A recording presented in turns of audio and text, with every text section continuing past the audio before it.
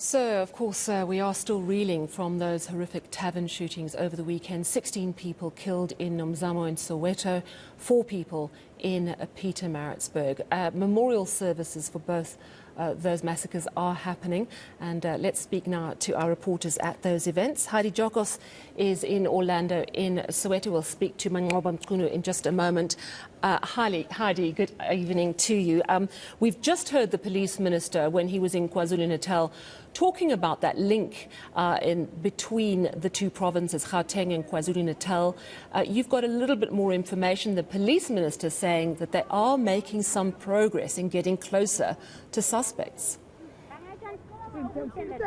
Yes, Sally, I do think that there's definitely investigations underway, and without jeopardizing the work of the police at this stage, it seems as though the police minister, Bheki Cele, was alluding to the fact that there seems to be some kind of link between the two provinces. What's also interesting is hearing at this memorial service, most of the people that were in that tavern come from KwaZulu-Natal.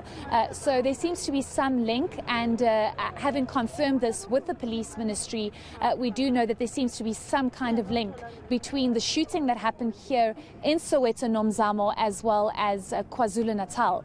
Of course, police do not want to give too much information out at this stage as to what exactly is going on, because they don't want to jeopardize the investigation, and they don't want to be in a position where they give out too much information. Why this happened, we still don't know. We still don't understand what is exactly going on. Operations do continue throughout the day and the evening, with the Amabarete being deployed here in Soweto. But I think what's crucial here is the fact that there was a memorial service held for the families that tragically lost their loved ones in that shooting in the early hours of Sunday morning. It was hosted by the ANC.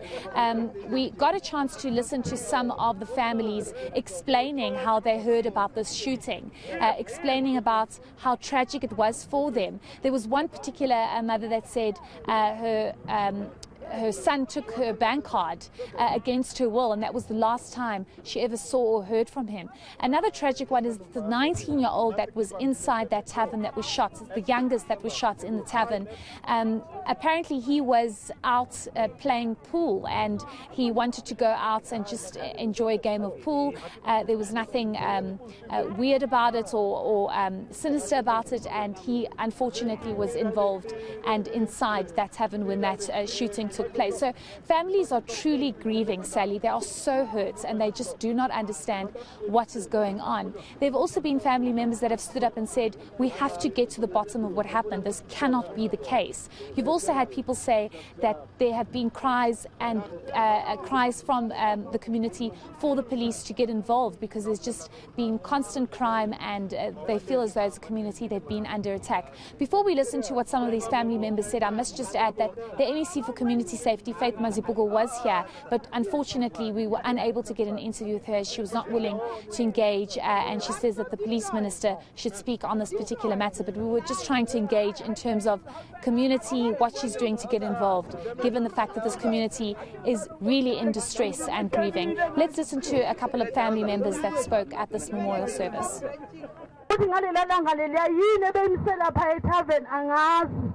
Angazi ngiyacela ugovernment ayeke ukusifeyila makayilwele le ndaba sifuna ukubazi labantu abenze lento sifuna ukwazi ukuthi babulaweni kabuhlungu kangaka why bafika kabuhlungu kangaka kodwa bengingazi ukuthi kandivula abantwana abasesibani ngizova esibeni ukuthi sebeshonile omunye wathusa esibhedlela ndathandaza ngathi inkosi ngicela at least uNkulunkulu asiphe yena lo oyi-1 osesibhedlela, but sithe sandeni esilungiselela ukuya khona sifuna ukubheka siyabha amaphoyisa sesitshela ukuthi hayi umzali o-check amaphoyisa athula ukuthi akasekho. Ngakho ngicela ugovernment wethu asincede endaweni yaseNomzamo. Sicela sincede. Ngibuhlungu lana kunabantu abaningi abala isihlabo zami zonke. Umlondo ngako lomgqibelo hambe ngako ngangafuni nekhadi lami kodwa baphoqa amaza washo ogcina emntaneni nami wathi papa emshanami kanti ngiyagcina ukumbona ngithulele kahle emthombeni ubungenancwana mntu ubuthanda ukuhleka ubungadeserve ukushiya ngale ndlela ngithi la ulele khona uvukulwe kunababenze lento.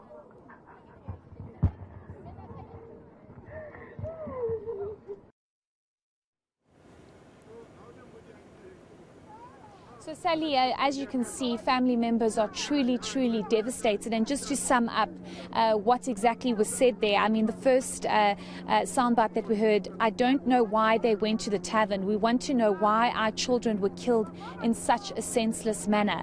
I heard in the morning that one of my sister's children had died while the other one was hospitalized. I prayed to God for his recovery. While we were preparing to go visit him in hospital, we were informed that he has died.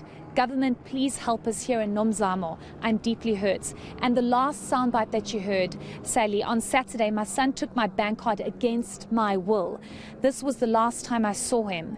Rest in peace, Mtombeni. You were a people's person. You loved laughing. You didn't deserve to die in this manner. So, Sally, just truly such devastation across, and family members just saying they just can't understand why this happened, especially because of the kind of ammunition that was used.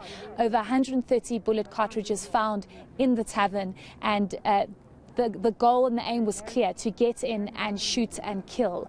And now you have these families grieving. They don't have answers. There's immense pressure on Police Minister Bheki Cele to try and get to the bottom of what truly happened, and for there to be some kind of positive results out of the investigations that are currently underway. Yeah, it's completely tragic.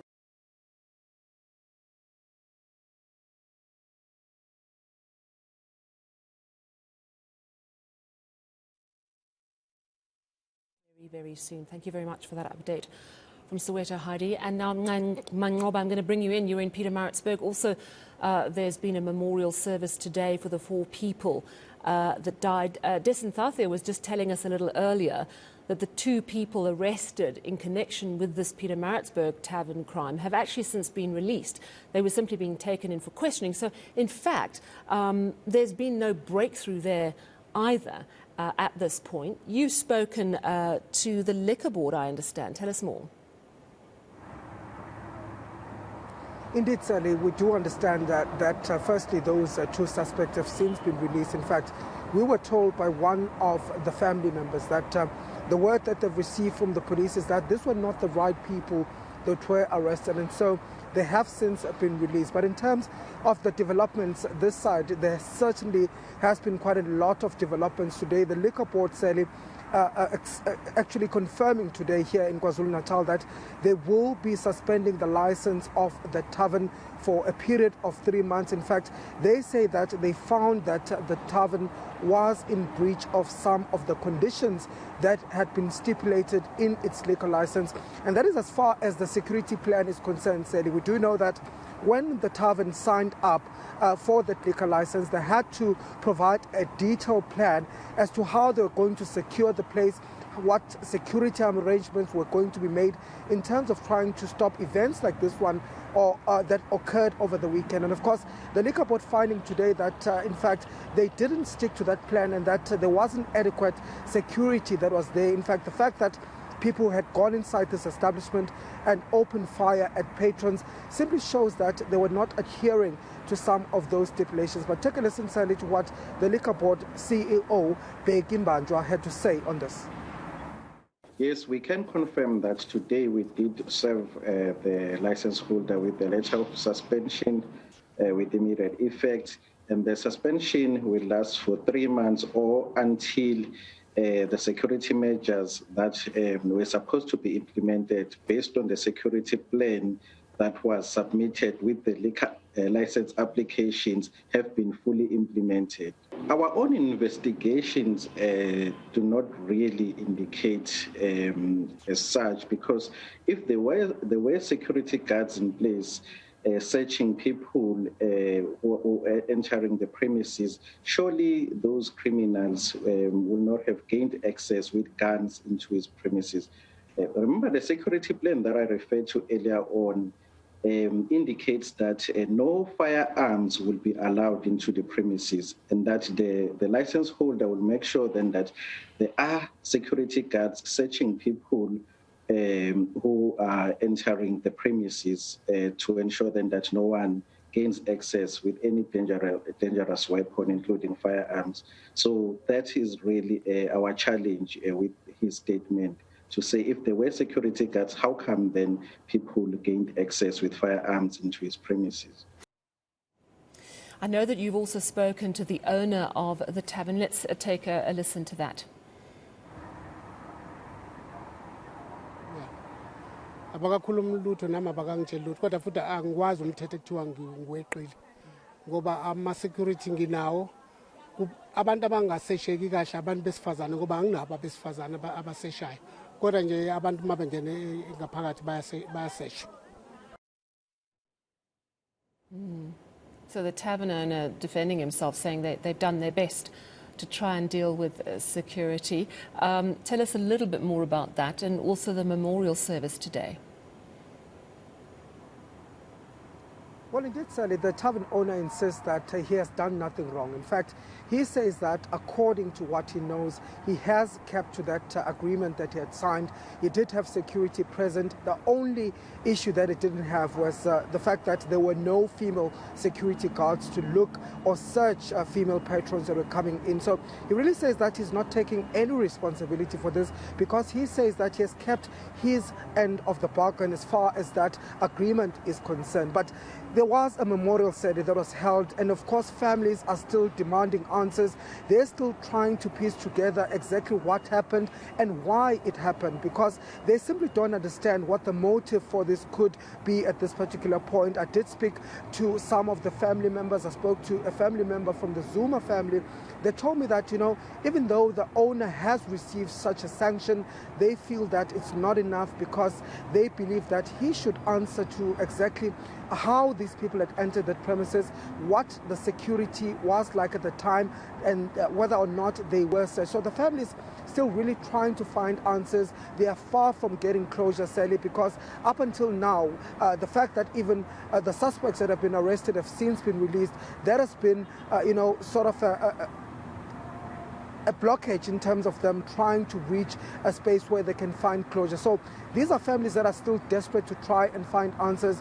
And also spoke to one of the families that had told me that, in fact, the issue of security at the tavern is a long-standing issue. They have been complaining about security. In fact, he says that it seems that the tavern owner is only interested in making profits, because there have been some incidents that have occurred in his tavern before this happened, and they were expecting something like this to happen. So still looking for answers and hoping that the police are going to get to the bottom of this. Yeah, absolutely. And disheartening that, 5-6 days, no clear suspects are at the point of arrest. Of course, the police minister suggesting they're getting closer. Let's certainly hope so. Mangoba Mkunu in Pietermaritzburg, Heidi Jokos in Soweto, thanks very much to both of you.